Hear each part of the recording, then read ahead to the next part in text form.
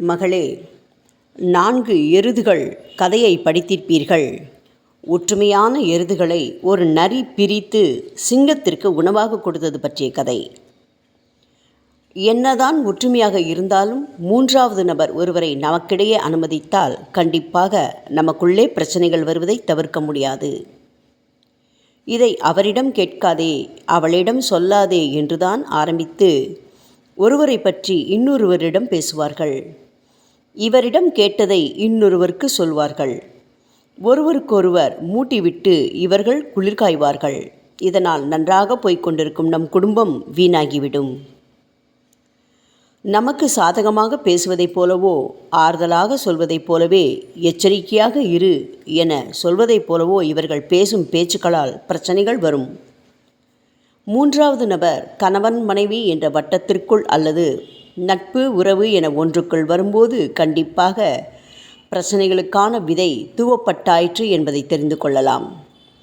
கணவன் மனைவியர்க்கிடையே நடக்கும் சண்டைகள், சந்தேகங்கள், அக்கம் பக்கத்தினருக்கிடையே ஏற்படும் பூசல்கள் என அனைத்திற்கும் 3வது நபர் ஒருவர் சொல்லும் கோள் தான் காரணமாக இருக்கும். தேவையின்றி யாரையும் உறவுக்குள் அனுமதிக்காதீர்கள்.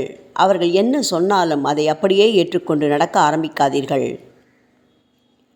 இந்த உலகம் சுயநல உணர்வு கொண்டது.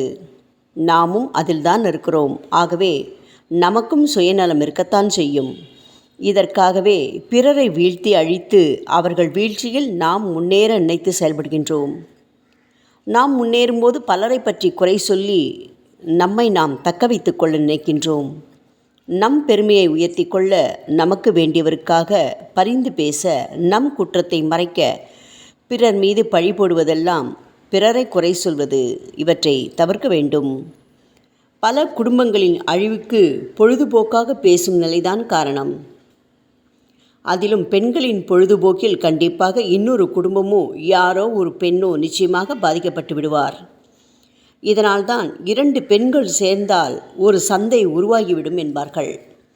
வீடு வீடாக உட்காருதல், பொழுதுபோக்காக ஒன்றாக உட்கார்ந்து பேசும் பழக்கம் போன்றவற்றால் யாரோ ஒருவரை பற்றி பேசி அவர் வாழ்வு அதனால் சீரழிய நேரிடும். நம்மை பற்றி இப்படி அவர்கள் பேசினால் நம் வாழ்க்கை சீரழிந்து குடும்பத்தை இழந்து விடுகிறோம். கோள் சொல்கின்றவங்களின் நாக்கு கத்திக்கு சமமானது. அது யார் மீதெல்லாம் படுகின்றதோ அவர்கள் அழிவுக்கு தப்ப மாட்டார்கள். இவர்கள் பிறர் அழிவை விரும்பாவிட்டாலும் நல்லதை செய்வதாக நினைத்து அல்லது அறியாமையால் செய்வார்கள். மனதில் எந்த ஒளிவு மறைவும் இல்லாததால் இப்படி செய்ததாக சொல்லிக் கொள்வார்கள்.